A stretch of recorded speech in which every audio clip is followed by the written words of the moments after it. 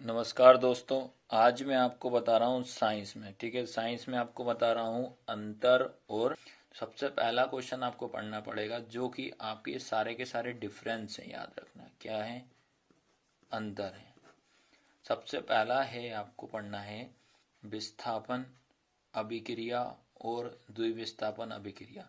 अंतर पढ़ने से ये बेनिफिट रहेगा, कभी कभी क्या होता है डेफिनेशन भी आपको डायरेक्ट पूछ लेता है, या आपसे पूछ लेगा कि विस्थापन अभिक्रिया किसे कहते हैं, ठीक है, या द्विविस्थापन अभिक्रिया किसे कहते हैं, इनमें अंतर बताइए।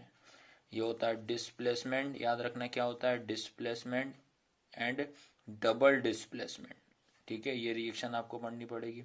उसका सेकंड नंबर पे आपको पढ़ना पड़ेगा अम्ल और क्षार।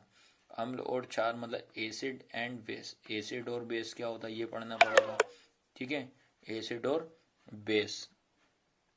उसके बाद एसिड बेस हो गया। उसके बाद थर्ड वाला क्या है आपको, धातु और अधातु। इसमें आपको धातु और अधातु मतलब मेटल एंड नॉन मेटल के आपके भौतिक और रासायनिक गुण, फिजिकल और केमिकल।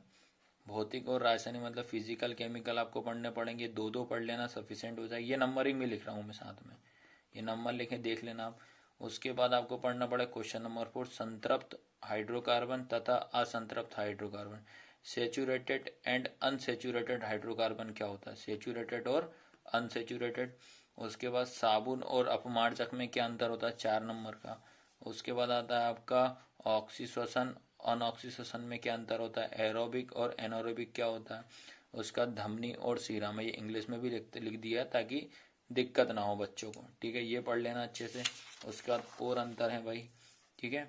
एट्थ वाला क्या है आपका, रक्त और एवं लसिका में अंतर बताइए। रक्त और लसिका में अंतर। जाइलम एवं फ्लोएम में अंतर क्या होता है।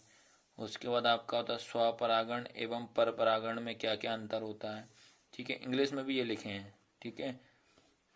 परागण और निषेचन में क्या अंतर होता है, परागण और निषेचन में क्या अंतर होता है।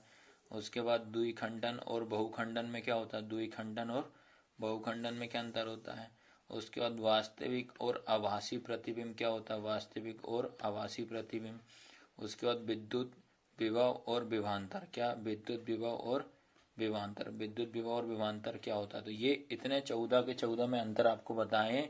ये इम्पोर्टेंट अंदर तो है ही, पर साथ में याद रखना है ये दो दो मार्क्स में आपको डेफिनेशन भी पूछ लेता है, या डायरेक्ट पूछ लेगा कि द्विखंडन किससे कहते हैं, ये ऐसा पूछ लेगा।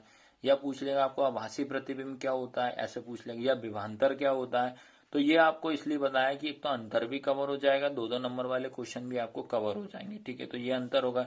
अब इसी क्लास में आपको मैं बता दे रहा हूँ, साथ साथ में आपको क्या पढ़ना पड़ेगा बेटा।